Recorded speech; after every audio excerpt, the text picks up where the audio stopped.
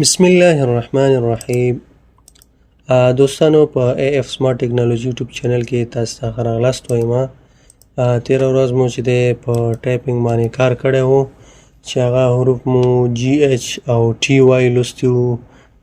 زمونږ چې دی دلته لیسن 2 او لیسن 3 و، دا مو ولوسته. نن چې دی لیسن 4 ته راځو.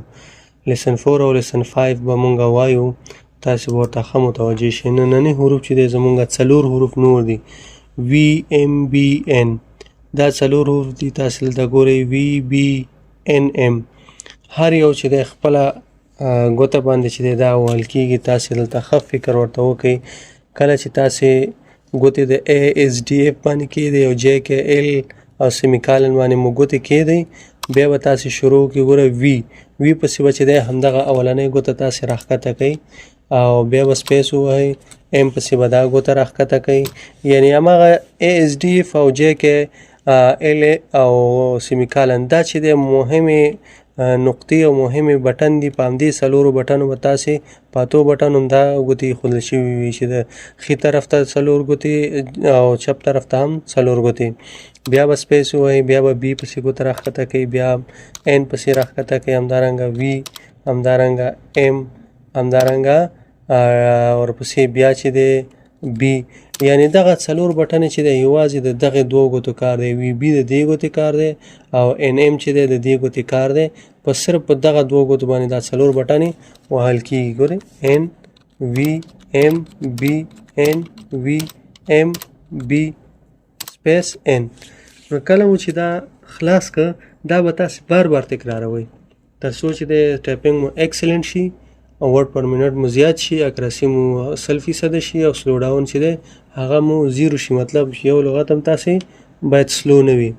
ورپسې go to the next lesson go on باندې زه کلیک کوم. زه 5م درس ته راغلم. نن چې دی دې سره درس کې چې دی څلور بټن یا څلور حروف نور اضافه شول. یو ای آر دی، بل یو آی دی. ای آر او یو آی به هم تاسې اوس وګورئ. تاسې به شروع وکئ، پریس به کوئ آر. آر چې دی هم د همدغې ګوتې باندې دی. تاسې په هماغه طریقه باندې اے ایس ډي اف او جے کې ایل او سیمیکالن باندې به تاسې ګوتې ایښې وي. سپیس، همدارنګه یو سپیس.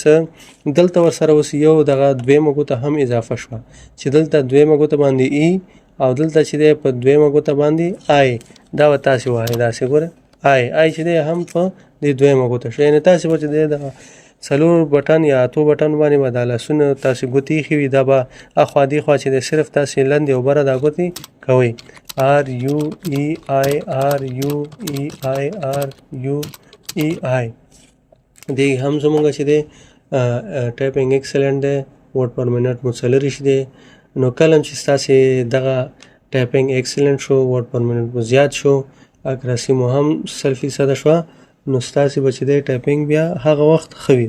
یعنې تر څو به تاسې مخکې نه ځئ چې تر څو تاسې په هر حروفو کې خپل هغه ګوتې مو ورسره عادت شوي نه وي او دلته مو ټایپینګ چې دی ایکسلنټ شوی نه وي، نو تر هغې به تاسې مخکې نه ځئ. بار بار به تاسې پریکټس کوئ په همدغه یو درس او په همدغه یو حروفو باندې چې تر څو ستاسې دغه درس مکمل په صحیح طریقې سره ټایپینګ زده شي.